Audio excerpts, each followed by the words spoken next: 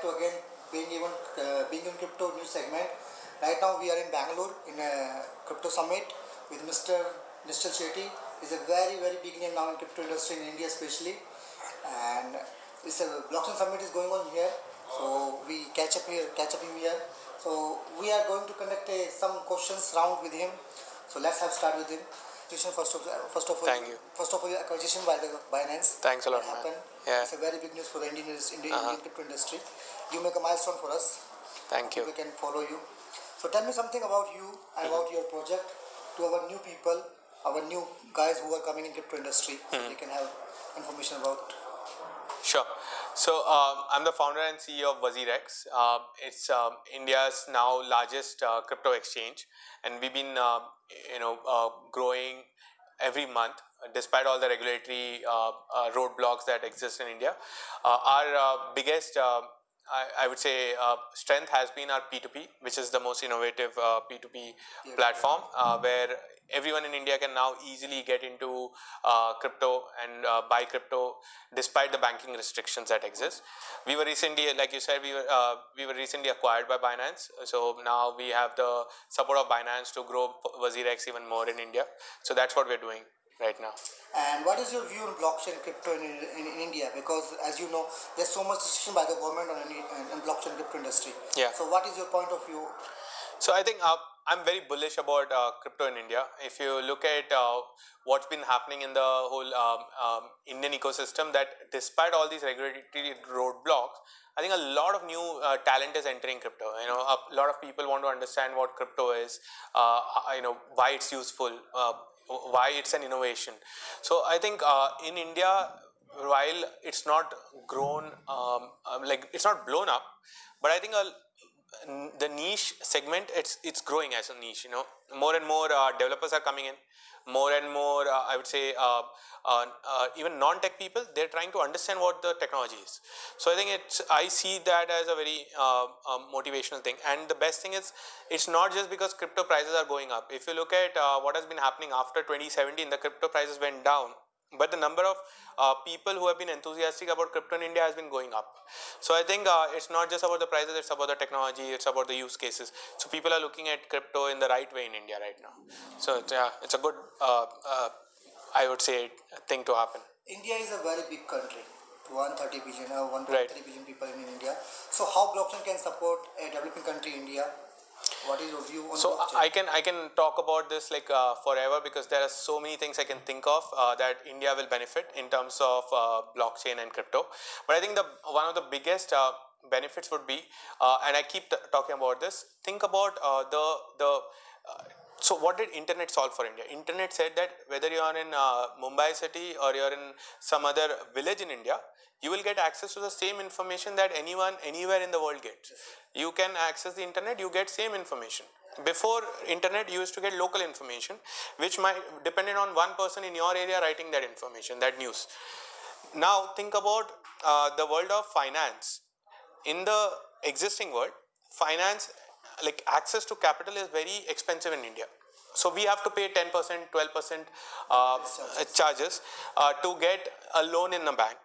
But there are countries in the world where the loan would be 1%, 2%. Why is the disparity? Is because unlike information, finance is not open globally. It's localized. It's in a country, in our India. Now when blockchain, what it will do is it will open up this world of finance, where someone in some village in India will get access to capital at maybe 1% someday, because there is too much of capital in the world. It's just that it's not enter India. So I think the biggest benefit I see is access to capital that India will get, which India needs for growth and everything. So I think that's my biggest motivator when I think about blockchain and India, So budget is now very near to us. So what is your expectation from the government for the crypto industry in this upcoming budget? I think, crypto is very new for the government also. So I wouldn't expect too much, but what I expect is at least a mention saying that, we are looking at crypto and we want to understand and work with the industry, and we will get something positive eventually. Even that, just a mention saying you can build on crypto, you can try to innovate. I think that will motivate a lot of people. So I'm not expecting too much, but I'm expecting at least a mention about crypto in a positive way. So that's the only thing. Just week before, I see your tweet also. RBI now announced that crypto trading is not banned in India. How you think how this will impact the crypto industry in India? So I've been telling this forever that it's not banned in India, but a lot of We are supporting this cause from last 2 years. right. Yeah. But a lot of confusion was there because of the RBI circular saying that you cannot deal in crypto. Now it's a good thing that the RBI has actually acknowledged that they have not banned crypto in India. Yes. What happened is a lot of mainstream media in the country started covering it. So you see Economic Times covered it and a lot of other newspapers covered it. So what has happened now that information has gone to the masses, which means people are going to be now more confident about crypto and blockchain, and they will understand they are not doing anything illegal by dealing with crypto or getting into crypto. So I think more people will get into crypto because of this. Okay, that's good. And what is your view on CBDC? Now so many countries now launching this CBDC coin. So can India launch the CBDC coins? I think India should eventually. The earlier the better, because I'll tell you a simple thing. Today the global reserve currency is US dollar.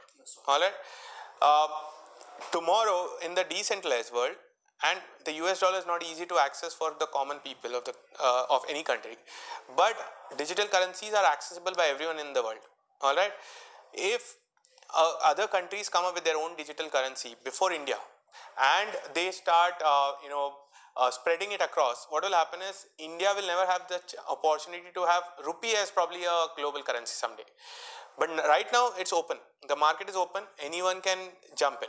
China is trying to do that. China is saying that maybe we can come before the dollar and become the global currency. And there's not a lot of space for building multiple global currencies. It'll be 1 or 2 or 3.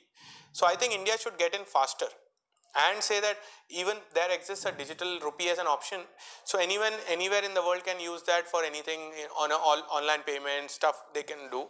So I think the central bank digital currencies should come faster rather than later. If you do a wait and watch, you will be lagging and the other currencies will become the global default currencies.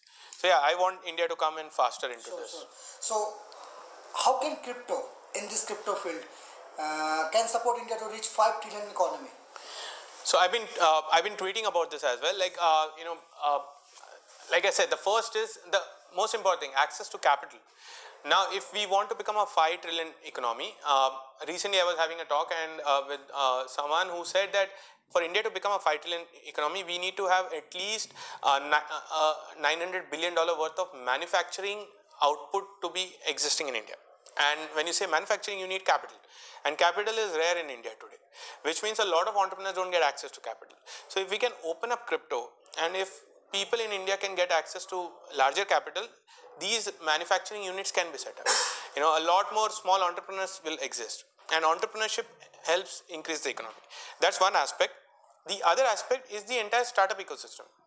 If you look at it, the last 5 to 10 years, billions of dollars of foreign capital investment has come into our startup ecosystem.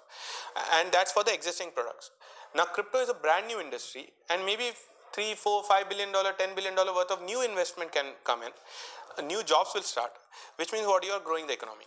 So I think at least in the next 3 to 4 years, if India opens up in crypto, we can add at least $100 to $300 billion of the $5 trillion target. So there's a good amount of addition that can happen. If you remove this industry, then you have lost $300 to $500 billion worth of ecosystem. Exactly. We cannot remove this. Right. And now tell me about WazirX. What's going on new in WazirX? What's the new feature that helping the people to buy and sell crypto in WazirX? So I think our latest has been, so we've been improving our P2P system. Now, if you look at our P2P, existing P2P, it's been within WazirX. The idea is, can we take this P2P to more products, other places where Indians use it? Yeah. So Binance, a lot of decentralized applications. What is happening is people have to first come to maybe WazirX or other exchange, buy the token, then move it there. So instead of that, why not give this application within that ecosystem where you want to directly go? Maybe some decentralized exchange you want to go to, or decentralized app you want to use. We want